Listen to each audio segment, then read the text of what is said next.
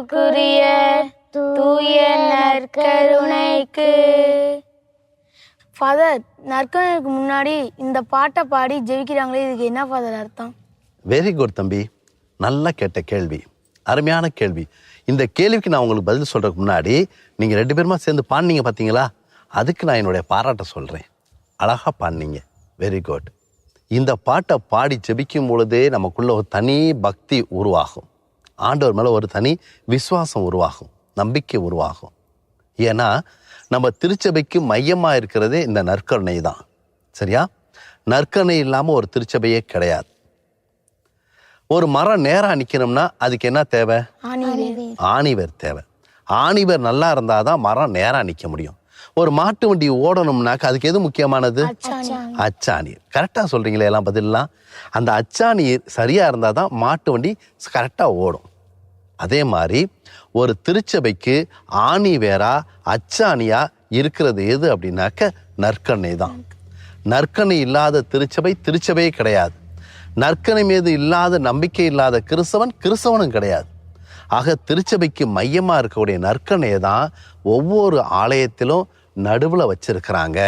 அந்த நற்கருணை பெட்டி, அந்த நற்கருணை பெட்டிக்குள் ஆண்டவர் இயேசுவை நற்கருணையை உள்ளே வச்சிருக்கிறாங்க. நம்ம கோயிலுக்குள்ளே போனோன்னே முழங்கால் படியிட்டு அதை பார்த்து வணங்கி பாடக்கூடிய இந்த பாடல் இன்றைக்கும் என்றென்றைக்கும் நமக்கு உயிருள்ள கடவுளாக இருக்கக்கூடிய, நம்மோடு வாழ்ந்து கொண்டிருக்கக்கூடிய அந்த இறைவனை பார்த்து நாம் ஆராதித்து வணங்குகின்றோம். வேறு எதையுமே நம்ம ஆராதிக்க மாட்டோம். ஆண்டவர் இயேசு கிறிஸ்துவை மட்டுமே, அந்த ஆண்டவர் இயேசு கிறிஸ்து நற்கருணையில் இருக்கக்கூடிய அந்த ஆண்டவர் இயேசு கிறிஸ்துவை மட்டும்தான் நாம் ஆராதித்து வணங்குகின்றோம். மற்ற எதையுமே நாம் ஆராதித்து வணங்க மாட்டோம். ஆண்டவர் இயேசுவுக்கு எத்தனை முறை சோதனை வந்துச்சு? 3 முறை சோதனை வந்துச்சு.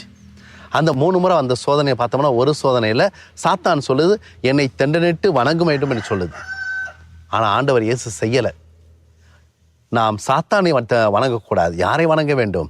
இயேசுவை வணங்க வேண்டும். நற்கருணை ஆண்டவரை வணங்க வேண்டும்.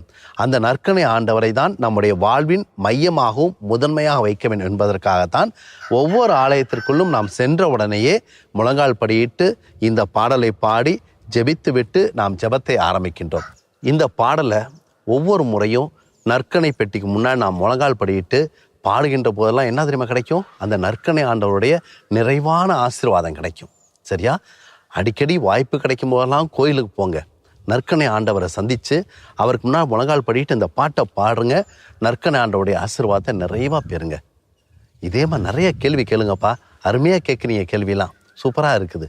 நீங்கள் நிறைய கேள்வி கேளுங்க, எல்லா கேள்விக்குமே நான் உங்களுக்கு பதில் சொல்கிறேன். சரியா? Very good. God bless you both. Thank you, Father.